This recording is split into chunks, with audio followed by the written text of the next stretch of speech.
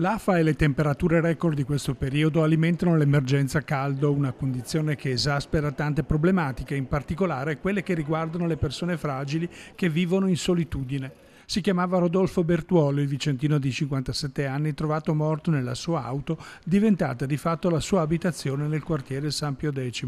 I sanitari del SUEM intervenuti non hanno potuto far altro che constatare il decesso per cause naturali, ma provocato dalle altissime temperature di questi giorni. Una condizione non isolata che accomuna altre persone, soprattutto uomini che in difficoltà economiche dopo una separazione si trovano di fatto in strada, come è accaduto a Graziano Dall'Aglio.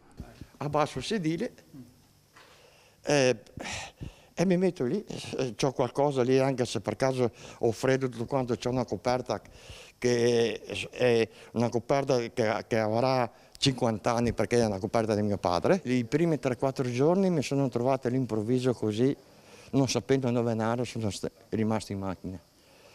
Poi cercando con aiuto anche da altri, mi hanno detto vai a vedere in certi posti di B&B e vedi come ti trovi, insomma, se ti danno una mano. Infatti questa persona qua che mi dà una mano adesso posso baciare i piedi perché mi sta aiutando tantissimo. Un'esperienza complessa e drammatica che alle tante preoccupazioni aggiunge la paura per le aggressioni in strada. Ci hanno provato.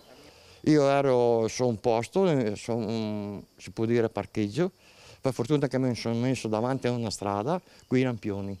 Però c'erano 4 personaggi non italiani che hanno cercato di venire lì. Per fortuna che è passata una macchina, i vigilanti, tutto quanto, che ha puntato i fari e sono scappati. C'ho solo la pensione, vediamo come andrà a finire, andrò sotto un ponte e resterò lì. Perché se il comune dà più importanza a extracomunitari, africani e roba del genere, e non un italiano che ha fatto 40 anni di lavoro, pagando le tasse, pagando tutto e non fanno niente, cosa deve fare una persona